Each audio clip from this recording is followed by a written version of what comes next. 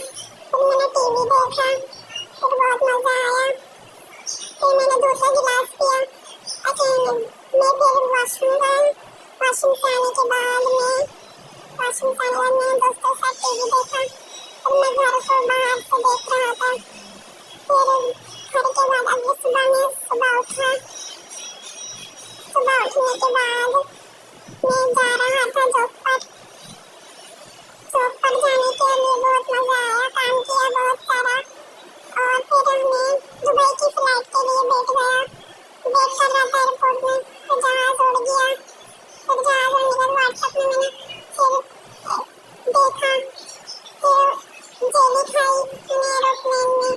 Aeroplane उड़ रहा था। फिर मैंने एयरपोर्ट से गाड़ी पकड़ी। फिर एयरपोर्ट से गाड़ी पकड़ने के बाद मैं सेब और केला खाया। फिर सेब और केला खाने के बाद मैं खीर की तरफ गया। खीर खाने के लिए मैं फिर वहाँ पे होटल में गया। होटल में जाने के बाद मैं बुर्ज खलीफा पूरा मतलब दुबई घूमा। और फिर मैं अपने होटल वापस गया। होटल वापस जाने के बाद मैंने पराठा और अंडा खाया। पराठा अंडा खाने के बाद मैं सो गया, थक चुका था।